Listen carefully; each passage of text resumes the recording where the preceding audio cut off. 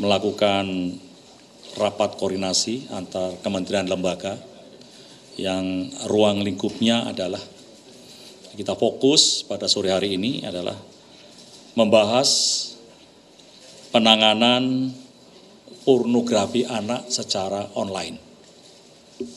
Karena permasalahan ini permasalahan yang sangat serius. Korbannya tidak tanggung-tanggung. Korban dari disabilitas, anak-anak SD, SMP, SMA, bahkan PAUD menjadi korban. Memang rata-rata usia 12-14 tahun. Termasuk anak didik kita yang ada di pondok pesantren yang sering menjadi korban.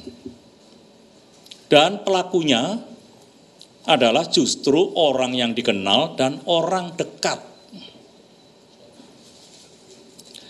Kalau kita melihat laporan yang dihimpun dari NCMEC, yaitu National Center for Missing and Exploited Children, bahwa temuan konten kasus pornografi anak Indonesia selama 4 tahun sebanyak 5.566.015 kasus. Dan Indonesia masuk peringkat 4 secara internasional dan peringkat 2 dalam regional ASEAN.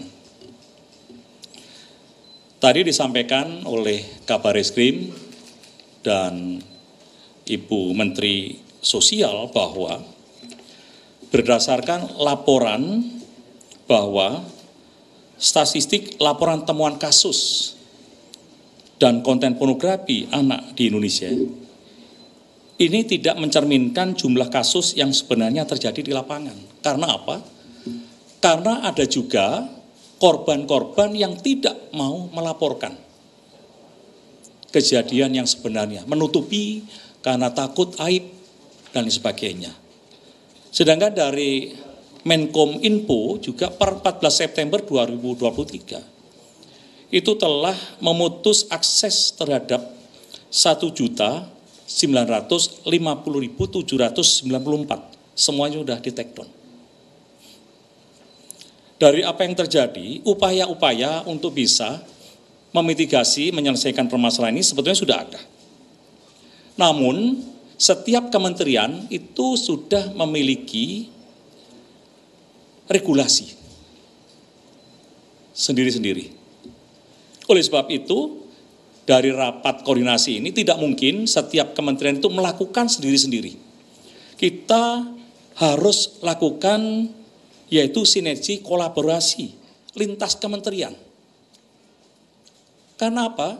Karena masing-masing kementerian itu sudah memiliki regulasi yang sangat kuat. Kita tinggal mengimplementasikan. Kita akan bentuk Satgas untuk mensinergikan, mengkolaborasikan dengan lintas kementerian tentunya dengan merumuskan rencana aksi. Kemudian kita juga akan melakukan bagaimana langkah penanganan secara sinergi. Dan itu akan kita lakukan mulai dari tahap pencegahan, penanganan, penegakan hukum, dan pasca kejadian. Kementerian-kementerian yang terlibat nanti akan kita satukan, kemudian akan dikoordinasikan di Kementerian Polhukam, dan kita akan menangani permasalahan-permasalahan baik yang online maupun offline. Memang hari ini tidak hadir, tidak kita undang memang pada waktu ada undangan adalah Kementerian Agama, namun nanti akan kita undang.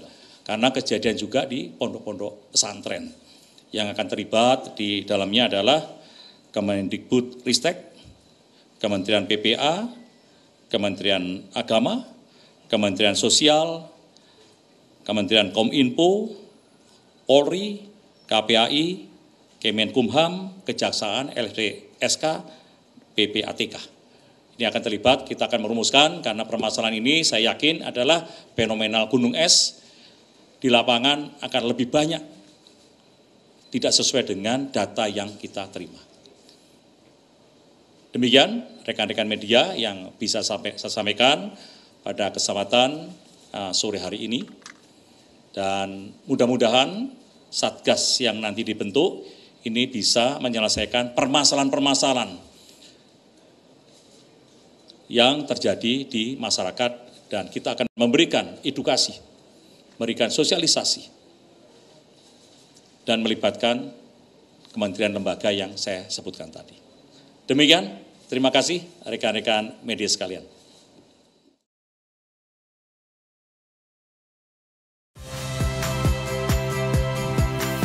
Saya Ihsan Sitorus. Saksikan program-program Kompas TV melalui siaran digital, pay TV, dan media streaming lainnya. Kompas TV, independen, terpercaya.